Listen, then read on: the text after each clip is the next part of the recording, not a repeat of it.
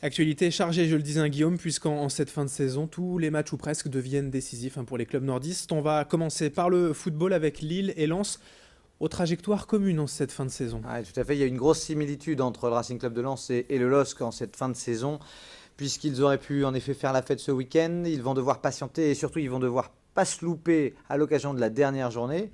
D'abord parce que le LOSC a assez logiquement perdu face au Paris Saint-Germain. Bon, l'expulsion de Marvin Martin a fait mal aux Dogs qui ont encaissé un but directement dans la foulée. Et puis derrière, ça a été difficile. Il y a quand même un gros fond de jeu du côté de Paris. Paris qui est peut-être en passe de battre le record de nombre de points en Ligue 1. Puisque bon, ils ont déjà dépassé le record du nombre de points, mais à l'époque, Avec la victoire à 2 points. la victoire points, était à 2 voilà. points, donc voilà.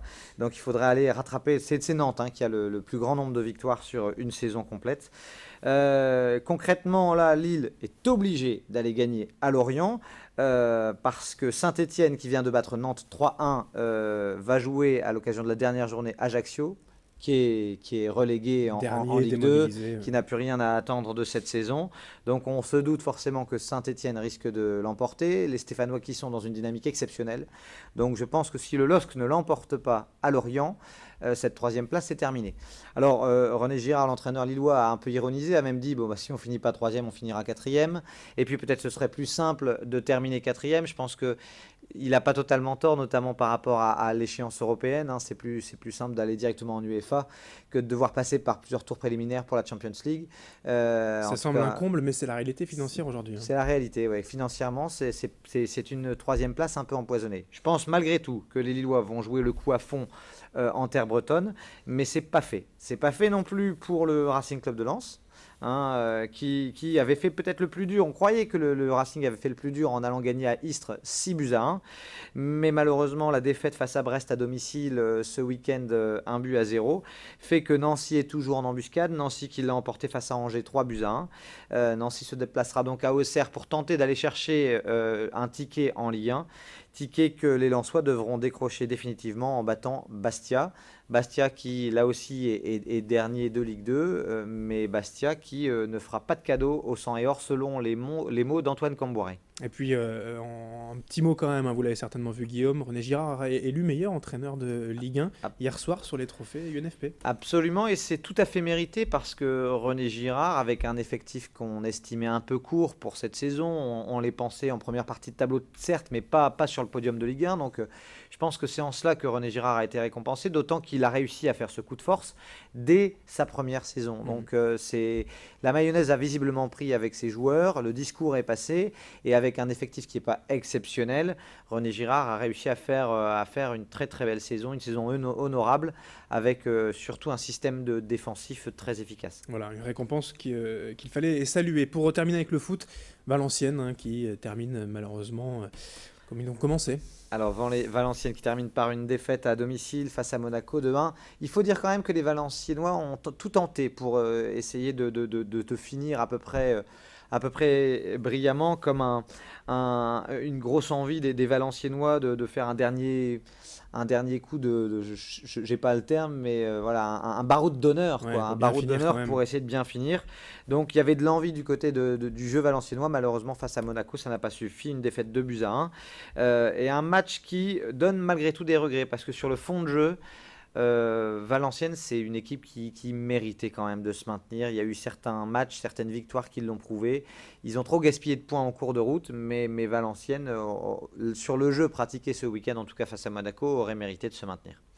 Allez, on va enchaîner du football avec l'un des événements sportifs de la région la semaine dernière, c'était le cyclisme, les 4 jours de Dunkerque. Le cyclisme, les 4 jours de Dunkerque, éclaboussé par le talent du Picard Arnaud Desmar, qui l'avait déjà emporté l'année dernière, qui fait coup double, puisque dès le début de cette 60e édition, Arnaud Desmar a emporté la première étape. Très puissant, il a confirmé lors de la deuxième étape. Et ensuite, il a réussi à résister à la concurrence, notamment Sylvain Chavanel. Donc, un très beau doublé pour Arnaud Desmar, qu'on attend vraiment impatiemment sur les routes du Tour de France. Il faut aussi noter que les nordistes sont très très bien figurés lors de ces 4 jours, puisque Sénéchal termine 6e au général et Steve Tronet 9e au général. Donc chapeau aux nordistes qui ont fait une très très belle course à étapes. Du cyclisme au handball, on reste à Dunkerque avec cette performance historique de l'USDK. L'USDK qui a fêté son titre sans jouer, hein, et qui a hâte, on y peut l'imaginer, de retrouver son public pour fêter ça dignement. Ce sera jeudi soir à 20h45, salle de Weert face à Chambéry, qui est quand même une grosse cylindrée du championnat. C'est historique, jamais un club de la région n'avait été champion de France de handball, et jamais l'USDK n'avait fait une aussi belle saison, même si l'aventure a été difficile en Champions League. Vraiment, en championnat, ils ont été irrésistibles, en surprenant l'ogre parisien avec un budget exceptionnel, des joueurs exceptionnels. Malgré tout, l'USDK a tiré son épingle du jeu. Et donc, c'est un titre de champion de France amplement mérité à 2 journées de la fin. Allez, un mot quand même de la Route du Louvre, 9e édition hier. Météo difficile pour les nombreux coureurs qui s'étaient rendus sur la route du Louvre. Un Kenyan qui double la mise, un Kemboy qui l'avait déjà emporté l'année dernière, qui l'a emporté aussi cette saison, qui a en plus fait une très très belle course. Il était légèrement décroché sur la fin et puis il a fini par rentrer à 400 mètres de l'arrivée. Et une belle course, et on peut imaginer que s'il y avait eu des conditions météo favorables, le record aurait pu tomber. Mais là, avec le vent, la pluie, c'était pas possible de battre le record.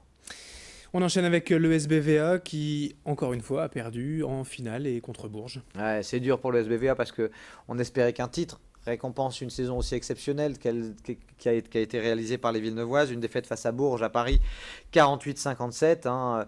Bourges, c'est quand même très très solide. On ne peut pas dire que cette Coupe de France n'est pas méritée par Bourges, parce qu'ils ont fait vraiment une saison là aussi exceptionnelle. Et puis en Coupe de France, elles ont été irrésistibles. Donc malgré tout, il ne faut pas oublier que ces Villeneuvoises nous ont fait vibrer toute la saison, avec notamment en Coupe d'Europe, où il y a eu un match exceptionnel face aux Russes de Moscou au Palacium. Donc c'est dommage, il n'y a pas eu de récompense, mais que la saison fut belle malgré tout pour les Villeneuvoises.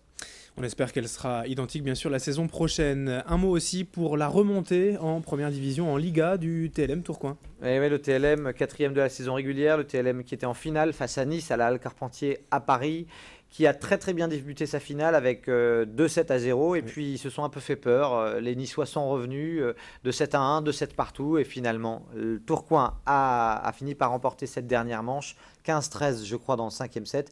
Une belle récompense pour les hommes d'Olivier Leca. Olivier Leca qui lui aussi, comme René Girard, c'était sa première saison au TLM avec un difficile objectif de faire remonter tout de suite les Tourquenois dans l'élite du volley français. Et Paris réussit, et on a hâte de voir ça la saison prochaine. Coup de chapeau donc à l'entraîneur du Tourcoing volley. Et puis l'événement certainement du week-end à venir, ce sera en rugby, les demi-finales du top 14 vendredi et samedi, et les demi-finales pour le LMR en Fédéral 1 dimanche.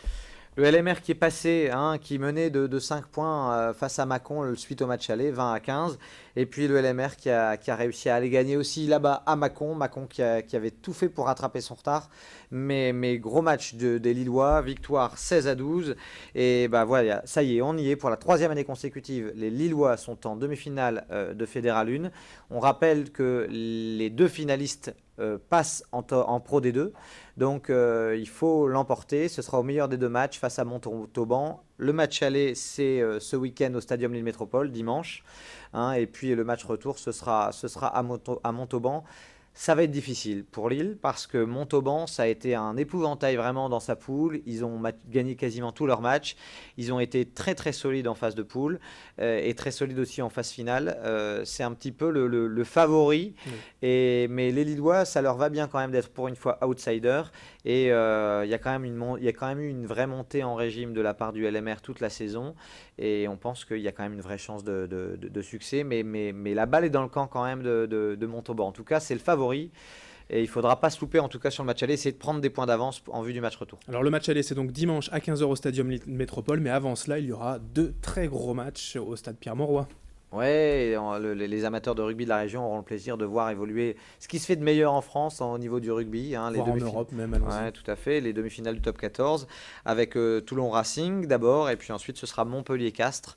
Voilà, il reste encore quelques places, mais pas beaucoup, donc il faut se dépêcher. Et puis c'est pas tous les jours qu'on a de pareilles affiches de rugby ici dans le Nord.